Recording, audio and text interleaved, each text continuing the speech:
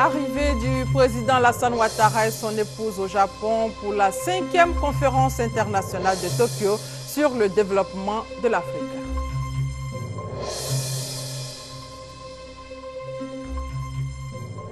Bientôt le retour de la BAD à Abidjan. Avant la fin de l'année, une grande partie du personnel de la banque rejoindra Abidjan, signe du retour de l'institution. Bonne nouvelle annoncée par Donald Kaberuka, président de la BAD. Entretien téléphonique tout à l'heure sur le sujet avec le ministre Albert Mabri Touakes.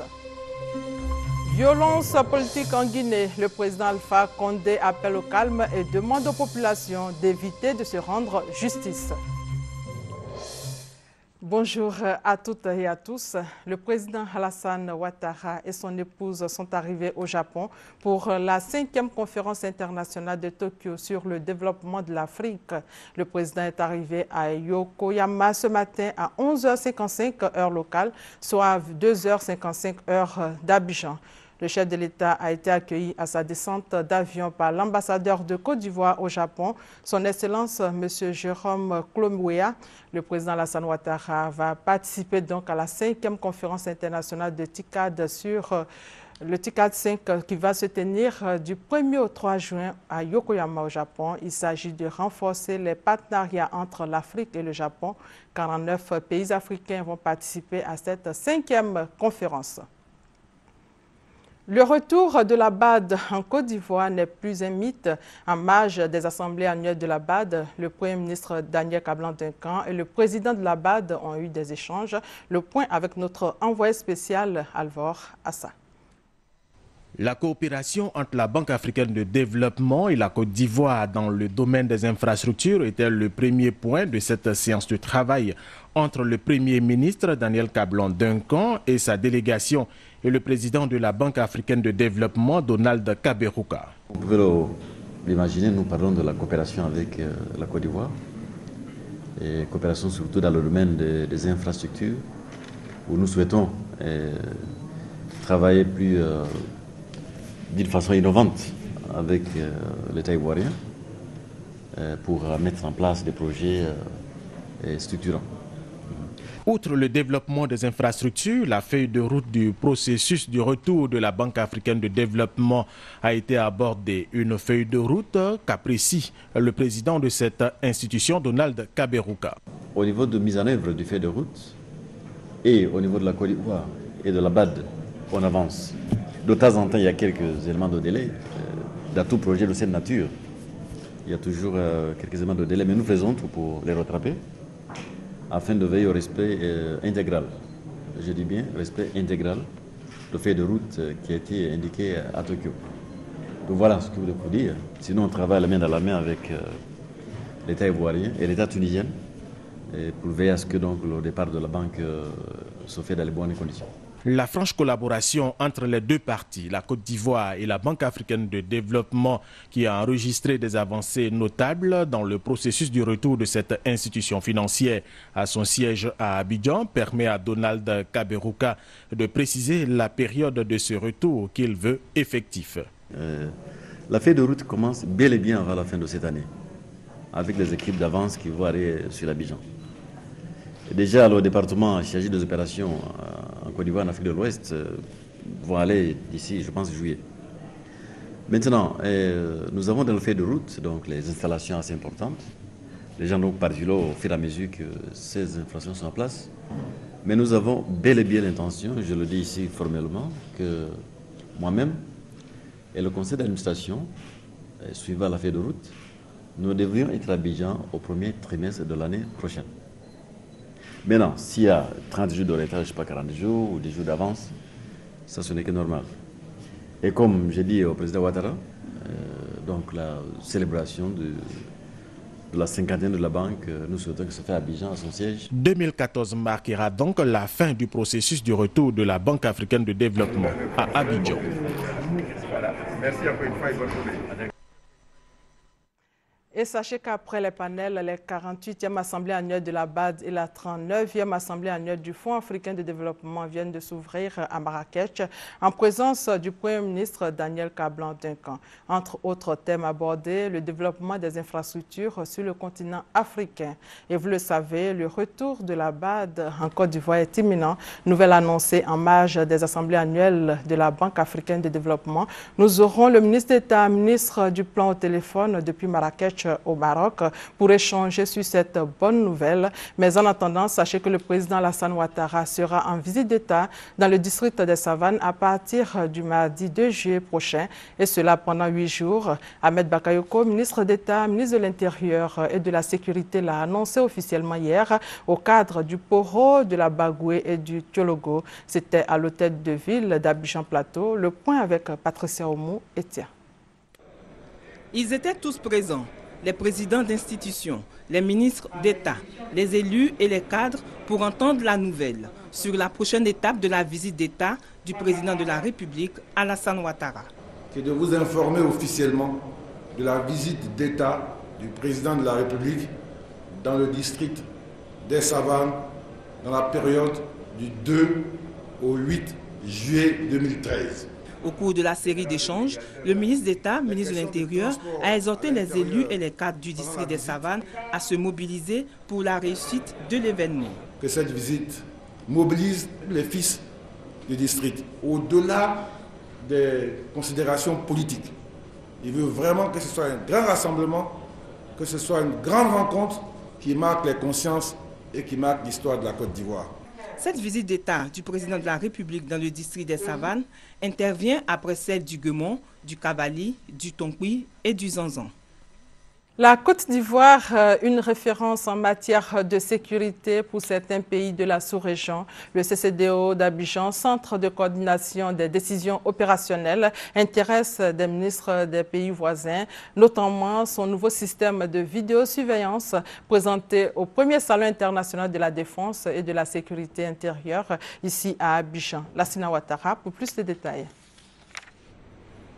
Dans l'usage des technologies pour la sécurité urbaine, la Côte d'Ivoire est un pionnier en Afrique de l'Ouest.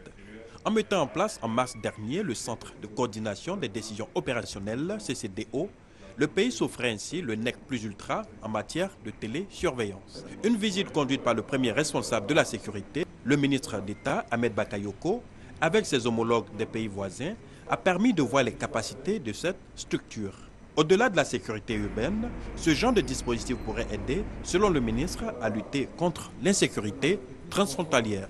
Avec les menaces terroristes des djihadistes, nous n'avons plus le choix que d'être davantage unis et d'avoir une unité d'action contre la menace. Impressionnés par la qualité des installations et des moyens, les visiteurs du jour ont exprimé la volonté de s'en inspirer et apporter ainsi des solutions au banditisme dans leurs pays respectifs. Il nous faut être ensemble pour faire face à cette insécurité qui menace notre sous-région. Aujourd'hui, le banditisme a beaucoup évolué et je ne pense pas que seul un pays peut contrecarrer. Grâce à ces innovations, nous assistons à un niveau, j'allais dire, acceptable pour une grande ville comme Abidjan, mais il faut continuer parce que la lutte contre la criminalité, contre l'insécurité est une lutte permanente. Government of Côte d'Ivoire is on the move. Nous avons vu tous ces équipements et cela rassure les populations. Abidjan, cette grande ville, a adopté la sécurité électronique avec de grands moyens. Nous allons continuer de collaborer, d'échanger les renseignements entre les administrations et cela grâce aux technologies. Et ce que nous avons vu tout à l'heure dans la salle de commandement nous montre exactement, nous avons non seulement le renseignement avec les caméras, nous avons également la présence sur le terrain. Parce que cette présence donnée par les caméras est tout de suite relayée aux forces avec les moyens de communication. Le Mali vit une situation actuelle, mais c'est une situation qui est pratiquement importée d'ailleurs.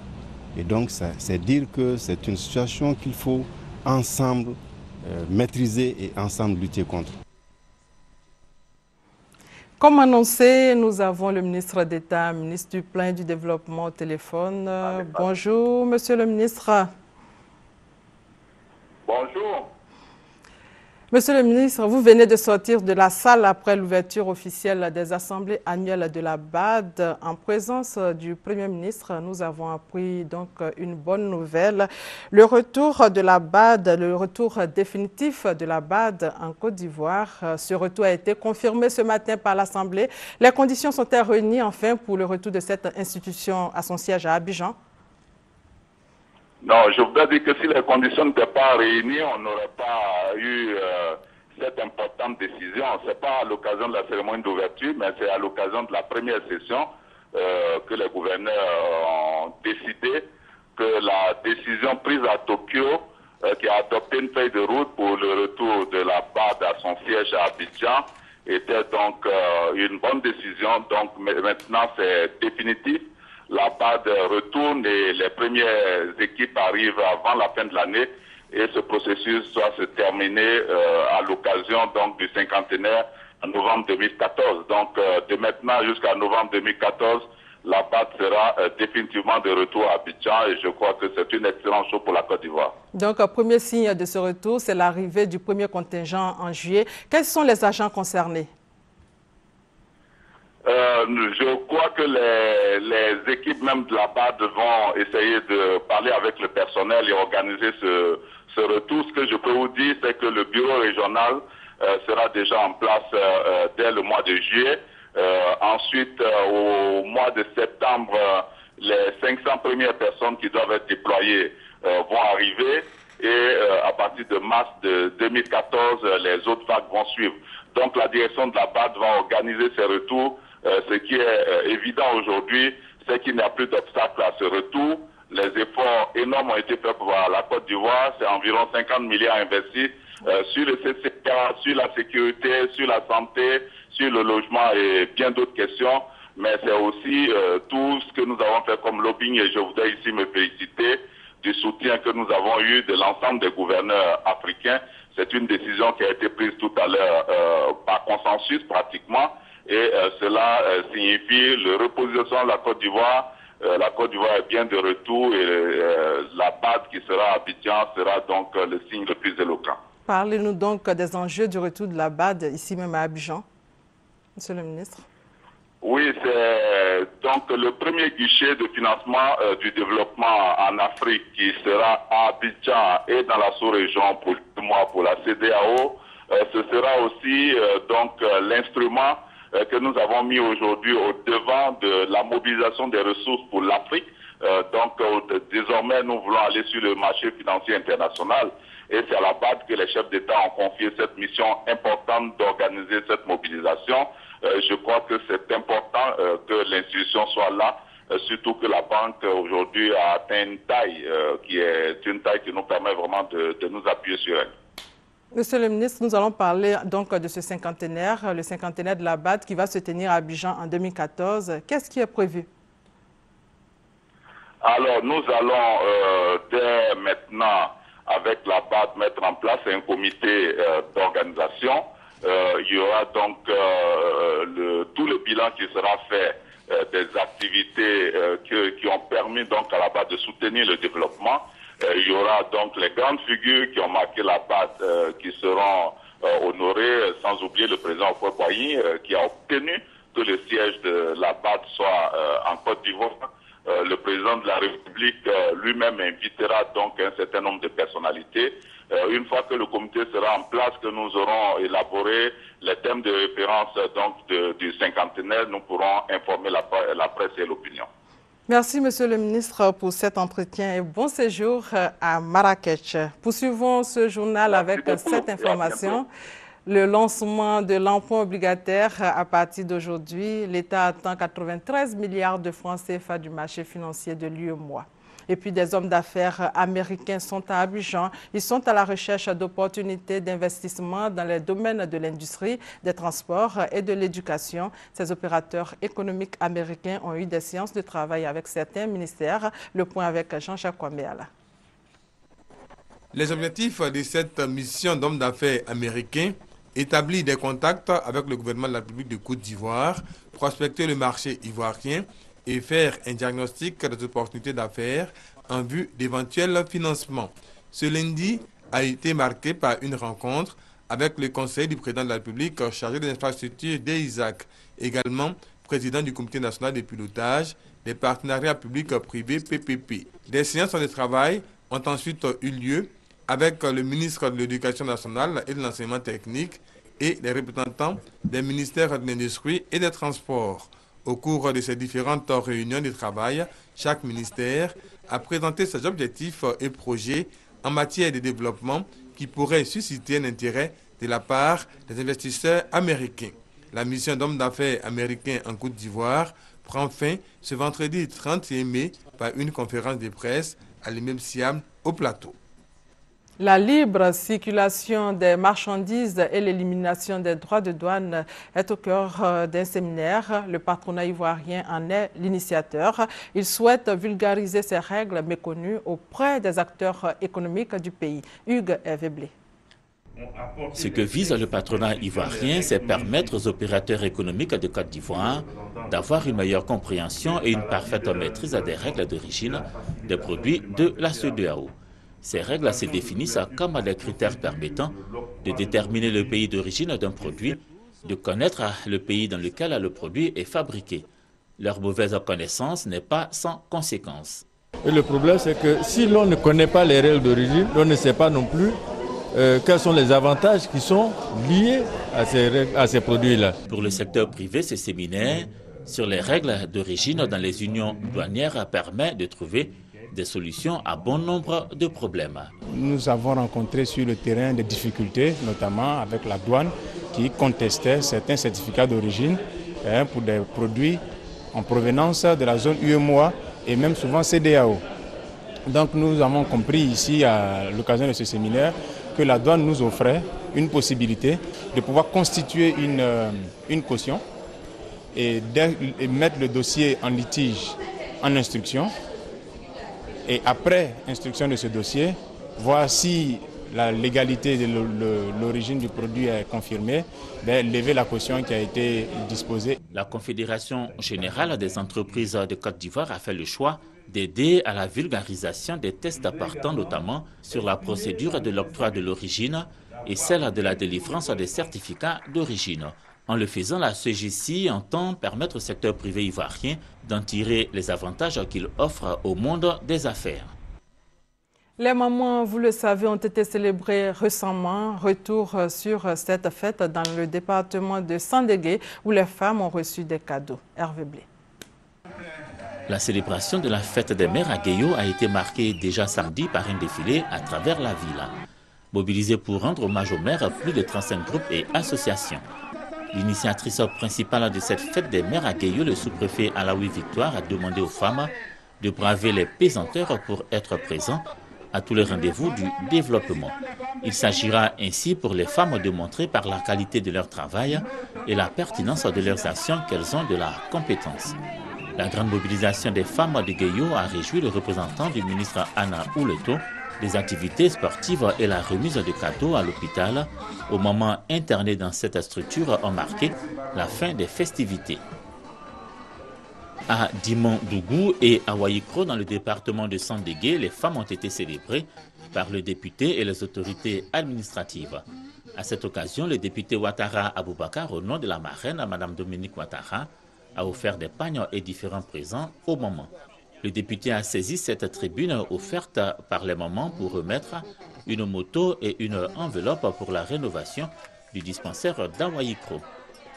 À Dimon-Dougou, Kobenan Kwasi Adjoumani, qui dirige le conseil régional du Gontougo, a remis du matériel biomédical à la maternité du chef-lieu de sous-préfecture. Page consacrée à l'agriculture. À Issia, la coopérative agricole Moyer vient de procéder à une vaccination de masse contre le tétanos, la méningite et la fièvre typhoïde. À terme, ce sont 1200 planteurs qui seront vaccinés. L'opération a déjà commencé avec 250 planteurs. Les premiers paysans bénéficiaires des vaccins contre le tétanos, la méningite et la fièvre typhoïde sont au nombre de 250. À terme, ce sont 1200 planteurs membres de la coopérative agricole Moyer d'Issia qui sont visés. C'est la toute première vaccination de masse qu'entreprend la CAMI depuis qu'elle s'est lancée dans le vaste projet de certification du cacao. La vaccination étant la meilleure solution aux nombreuses maladies, elle devrait permettre aux producteurs d'avoir un corps sain, ainsi viser une augmentation sensible de la production cacaoyère. Pour la campagne cacaoyère précédente, la production de la CAMI est évaluée à 2000 tonnes de cacao certifié grade 1. Présent au lancement de la campagne de vaccination, le corps préfectoral d'Issia et les responsables sanitaires du département. Tous ont salué l'initiative du président du conseil d'administration de la CAMI. Gervais Kamounou a été encouragé à poursuivre son engagement en faveur d'une production de qualité et d'un environnement social et économique favorable aux paysans. Parlons de la culture hors sol, une forme d'agriculture qui se pratique même à domicile à l'aide d'éléments naturels. L'expérience a été tentée par la mairie de Treichville depuis 2008. Cela a été possible grâce au soutien financier et technique de la FAO, Organisation des Nations Unies pour l'alimentation et la faim. 4 ans après, les deux partenaires présentent cette forme d'agriculture comme la voie à une alimentation saine. Léon Brou. Un jardin sur le toit d'une maison à Treichville, c'est la propriété de Salomon. Il pratique la culture hors sol, une forme d'agriculture qui n'exige pas d'espace vert. Avec lui, 30 autres chefs de ménage de la même commune. Pour eux, plus d'achat de légumes pour bien nourrir la famille. La tomate, je fais la récolte au moins sur un mois. Par jour, je peux récolter au moins 5 à 6 kilos. Le gombo, par exemple, j'ai fait des sauces. Les aubergines violettes aussi, j'ai fait des sauces. Les concombres également. Je partage aux voisins. La culture hors sol, également une source de revenus. Le maire de Treichville n'en dira pas le contraire. En 4 ans d'expérimentation de cette forme d'agriculture, son conseil municipal a formé 200 personnes et créé 3 coopératives. Grâce à ce système, nous avons pu faire fonctionner nos cantines scolaires. Nous avons pu nourrir les enfants dans les écoles maternelles et nous avons pu aider des ménages à avoir une occupation génératrice de revenus. Un garage ou un hangar à domicile suffit pour la culture hors sol, une technique agricole qui utilise des débris végétaux, peu d'engrais, peu de pesticides. Les techniques de production hors sol, nous avons beaucoup de modèles. Et le modèle hydroponie a été proposé parce que les éléments sont disponibles au niveau de la Côte d'Ivoire. Je vais parler des fibres de coco. L'hydroponie, donc travailler avec l'eau, mais en améliorant la qualité de l'eau, notamment en apportant des éléments nutritifs pour pouvoir faire produire les cultures. Il y en a environ 13, mais les gros sont l'azote, le phosphore et le potasse. De l'avis de la NADER et de nutritionnistes, les produits de la culture hors sol sont riches en nutriments, autant que ceux récoltés en zone rurale. Cette forme d'agriculture, donc une solution à la question de la saine alimentation dans les villes à forte urbanisation, avec ses conséquences de perte et de pollution de sol. La mairie de Treichville et son partenaire technique et financier, la FAO, Organisation des Nations Unies pour l'alimentation et la faim, milite pour le déploiement de la culture hors sol à travers les villes de Côte d'Ivoire. Un atelier bilan de fin de projet pilote mobilise outre ces deux partenaires, le CNRA, la NADER, la direction des cantines scolaires et le ministère de la Santé pour s'approprier les acquis. Concours Miss Mathématiques, l'édition 2013 lancée, plus de 300 candidates des classes de 3e et terminale C, venues de toutes les régions de la Côte d'Ivoire, étaient face à leur copie à Grand-Bassam. Le point avec Mamadou Kwasi. Aux âmes bien nées, la valeur n'attend point le nombre d'années. Cette maxime se justifie bien avec Danhour Samira. À 13 ans, elle est en classe de 3e au lycée Sainte-Marie de Cocody. Avec une moyenne annuelle de 19,74 sur 20 en mathématiques, Samira est candidate au concours Miss Mathématiques, un concours d'expression de la beauté intellectuelle. Il suffit d'étudier les propriétés, de les mettre en pratique pour avoir de bonnes notes en mathématiques. J'aimerais bien être avocate, mais j'aime bien les maths aussi, donc en tout cas je vais être avocate. Avec elle, 200 autres candidats des classes de 3e et 101 filles des classes de terminale C, toutes venues des écoles publiques et privées de la Côte d'Ivoire. Elle rêve de la couronne pour bénéficier d'une bourse d'études à l'extérieur. Il nécessite beaucoup de réflexion avant de trouver la réponse, mais c'est pas si difficile que ça. Il y a certaines choses qu'on a vues en classe. Les mathématiques sont faites pour tout le monde, les garçons comme les filles. Il faut seulement se donner, avoir de la volonté et puis beaucoup travailler aussi. Avec le soutien des proches, les conseils, tout ça, ça va aller. J'aime d'abord les maths. Et je veux devenir architecte. C'est ce qui m'a poussé à travailler pour venir au concours. La Société mathématique de Côte d'Ivoire, initiatrice du concours, veut encourager les jeunes filles à s'intéresser aux sciences. L'enjeu en vaut la chandelle. Ça permet aux élèves de faire le bilan de leur révision. Et puis après ce concours-là, de corriger ce qui n'allait pas. Nous voulons des talents au niveau des jeunes filles pour participer au développement de notre pays.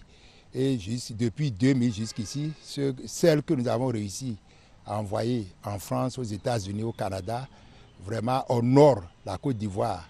Et maintenant, elles sont tellement sur les enchères des pays européens qu'elles ne peuvent même pas revenir travailler chez nous. Et c'est ça qui est dommage.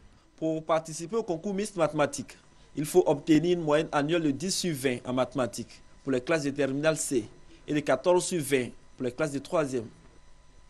Hors de nos frontières, 12 personnes ont été tuées, 89 blessées depuis jeudi dans des violences à Conakry. Ce bilan s'est même alourdi. Face à cette situation, le président Alpha Condé appelle au calme et demande aux populations d'éviter de se rendre justice. Regardez.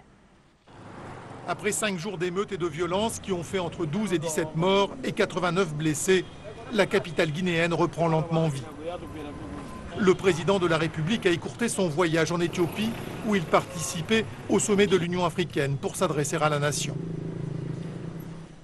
J'ai demandé au ministre de la Justice de prendre immédiatement les dispositions nécessaires à la mise en place d'un pôle de juges exclusivement chargé de faire la lumière sur les récents événements et de rendre justice à toutes les victimes. Dans son allocution, le président a également réaffirmé son attachement aux libertés fondamentales. L'opposition, de son côté, s'inquiète de la dérive qui s'empare du pays et qui dépasse le cadre purement politique. Ce qui est en cause aujourd'hui, c'est l'unité de ce pays. Ce qui est en cause aujourd'hui, c'est la vie en commun des différentes communautés dans notre pays. Ceci va au-delà du processus électoral. Donc j'estime que pendant ces quelques jours, nous devrons traiter une partie de cette question pour ramener le calme et une certaine sérénité avant d'aborder le processus électoral. Des milliers de manifestants la semaine dernière ont exigé des élections libres et transparentes, contestant l'organisation du scrutin du 30 juin. Mais les violences qui endeuillent aujourd'hui le pays prennent un caractère ethnique, un mouvement que la classe politique a de plus en plus de mal à contrôler. Et puis 3 militantes femelles européennes ont été arrêtées le 29 mai à Tunis lors de leur première action seins nus dans le monde arabe pour réclamer la libération d'une militante tunisienne et dénoncer la condition de la femme dans le pays. D'autres informations sur le continent en images, commençons par la Libye où le président de l'Assemblée nationale a décidé de démissionner. En Libye, le président de l'Assemblée nationale démissionne. Mohamed Megariev se met ainsi en conformité avec la nouvelle loi qui bannit de la vie politique ceux ayant eu des responsabilités sous le régime de Kadhafi. Mohamed Megariev avait pourtant rapidement créé un mouvement d'opposition. Il avait dû s'exiler une trentaine d'années. Plusieurs députés dénoncent cette loi adoptée sous la menace de miliciens armés acquis à certains élus. Elle prive par ailleurs la Libye de personnalités compétentes utiles à la reconstruction du pays. En Ouganda, deuxième jour de manifestation pour des journalistes qui protestent contre la fermeture de 2 quotidiens indépendants et de 2 radios qui appartiennent à l'une de ces publications. Ces médias importants en Ouganda ont été fermés après avoir évoqué un mouvement de mécontentement dans l'armée. La police occupe les lieux malgré une décision de justice lui demandant d'évacuer. Mardi, des échauffourées se sont conclues par l'arrestation de 2 journalistes. Entré en période électorale, le Mozambique connaît des tensions singulièrement vives et parfois meurtrières entre le Frelimo au pouvoir et l'opposition, les négociations politiques n'ayant pas abouti jusqu'à présent. Le tour du monde en bref, première destination la France où une enquête est ouverte. En France, les suites de l'enquête sur le militaire blessé samedi dernier à l'arme blanche alors qu'il patrouillait. Un jeune homme de 22 ans a été arrêté mercredi en région parisienne. Le procureur de Paris a affirmé que le suspect, récemment converti, avait reconnu les faits, disant avoir agi au nom de l'islam. Il a précisé que le jeune homme n'était pas connu des services de renseignement et qu'il avait minutieusement préparé son attaque avec une volonté évidente de tuer. 5 nouveaux cas de personnes atteintes de coronavirus proches du SRAS ont été enregistrés dans l'est de l'Arabie Saoudite. Les malades, des Saoudiens âgés, souffraient tous de maladies chroniques. Le virus a déjà fait 18 victimes dans le royaume. Cette nouvelle intervient alors qu'en France, le premier patient atteint du coronavirus est décédé mardi à l'hôpital de Lille, où il avait été admis à son retour d'un séjour à Dubaï. À ce jour, 24 personnes à travers le monde sont mortes à cause de ce nouveau virus, dont le mode et la source de transmission restent inexpliqués. Déraillement spectaculaire dans la banlieue de Baltimore aux États-Unis. Pour une raison encore inconnue, un train transportant des matières chimiques a percuté un camion poubelle mardi, provoquant une gigantesque explosion ressentie à des kilomètres. 12 des 45 wagons ont déraillé. Le conducteur du camion a été grièvement blessé. Les autorités qui ont demandé aux habitants de la zone d'évacuer ont affirmé que la combustion des produits chimiques n'était pas toxique. Rappelons pour terminer que le président Alassane Ouattara et son épouse sont arrivés au Japon pour la 5e conférence internationale de Tokyo sur le développement de l'Afrique, TICAD 5, qui s'ouvre samedi 1er juin. Fin de ce journal. Merci de votre fidélité.